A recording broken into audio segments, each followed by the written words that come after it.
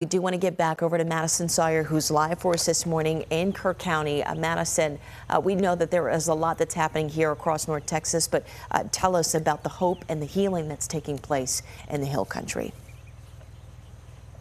Yeah, and that is something that we really want to highlight, because while tomorrow will be a difficult day for so many people here in the Hill Country reliving the moments of last July 4th, it's also a weekend of healing and fellowship and togetherness. So a year ago, that's when the lives of hundreds of Texans along the Guadalupe River changed forever. And just imagine this. I mean, in the time it takes to watch an NFL football game, the river grew to a historic height in the overnight hours of July 4th. And remember, the floods hit when it was pitch black outside.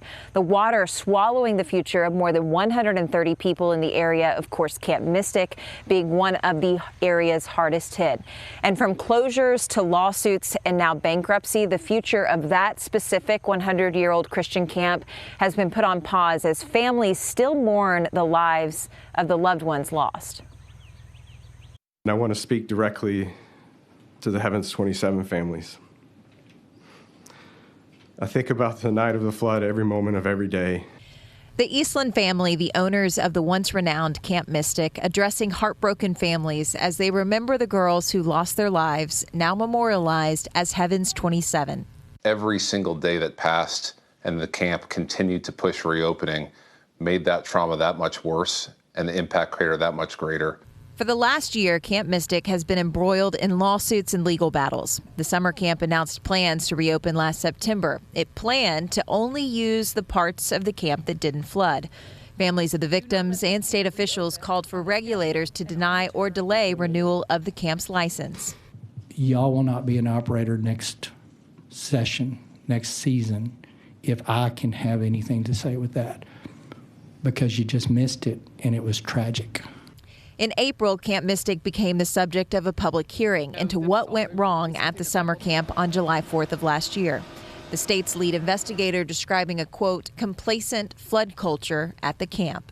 Nobody had any instruction whatsoever about what to do in an emergency, including cabins without cell phones or radios, no formal evacuation plan, no emergency training or drills. There were not specific assignments given to staff.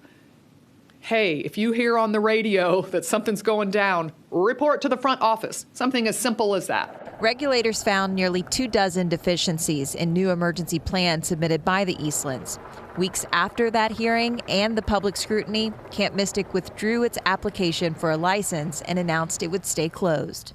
And the anger at us for not being able to keep them safe feels completely reasonable. I have no excuses. The summer camp was also ordered to preserve evidence at the site of this tragedy, the outcome of a lawsuit filed by the parents of camper Seal Stewart that's still missing to this day. Neither a storm nor a river took her from us. The Eastland's complacency, hubris, and choices took her from her family, from her life, and from her future. Members of the Eastland family answered under oath about their own actions during the emergency. You had a heightened duty of care, and on that night, it didn't seem like you made a lot of effort to help the campers that were under your care. It seems like you only helped the campers named Eastland. Is that correct? Well, my children aren't campers. It seems like you only helped the children whose names were Eastland. Is that correct? Those were the only ones I could get to. Those are the only ones that you thought about, correct? That's not true. It seems like Eastland's only save Eastland's, correct? That's not true. You didn't make a lot of effort to go find anybody else, did you? I couldn't go find anybody else. Camp Mystic faces multiple lawsuits from the families of campers accusing the camp and its owners of negligence, and the troubles continue to mount. No camp will be safe for any child as long as the Eastlands are associated with it. The Eastland family now filing for Chapter 11 bankruptcy. The filing stating liabilities to be somewhere between $10 and $50 million, while the Eastlands say assets are worth between $100,000 and $500,000. It's unclear what the future will hold for this once prestigious camp. Right now, its outcome is as unsteady and threatening as the once flooded Guadalupe River. An attorney representing families of 6 of those Camp Mystic victims believes that the bankruptcy filing is a tactic in order to delay their cases. In fact, Sam Taylor told CBS News that every step of the way they've tried to avoid accountability, adding that the filing is, in his opinion, another effort by them to avoid a trial. Now, as we remember all the little girls from Camp Mystic, we must also acknowledge the magnitude that this deadly event caused and also remember the many other lives claimed in the catastrophic flooding.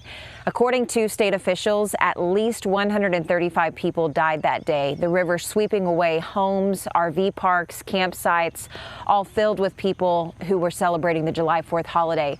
And among those who lost their lives, parents, grandparents, visitors, even first responders. The death toll became one of the largest in Kerr County, but also Travis County, Burnett, Williamson, Kendall, and even Tom Green County felt the impact of the floods. Now, among those victims still missing includes Jeff Ramsey. His wife, Tanya Ramsey, also died in the floods. They're from Louisville. Their RV was swept away at an RV park site near the river, and their final act was saving others. In fact, they're remembered as calling and waking up family members at nearby campsites before they were caught in the high water themselves, many of their friends calling them specifically heroes. So today, the scars of the aftermath, of course, still fresh throughout this community, but this community is also still coming together to celebrate this weekend while also commemorating all of those who will not be here to ring in this 4th of July. So you can see they're already setting up Kerrville's 4th on the River. It's one of several events throughout Kerr County. Officials hoping that this event, among many others, will give residents a chance to come together for fellowship and to heal. And that is specifically one thing that we're hearing time and time again from the people we speak to in Kerrville and all throughout Kerr County, is they want that sense of togetherness because no one really knows what it's going to be like for this community to experience the timeline a year ago that happened in the middle of the darkness, in the middle of the night. No one knows what it's going to feel like tomorrow morning at 4 a.m. when those floods came through, and to relive those moments. So that's why so many mental health activities are on hand this weekend to help those community members come together and to heal throughout the most difficult times.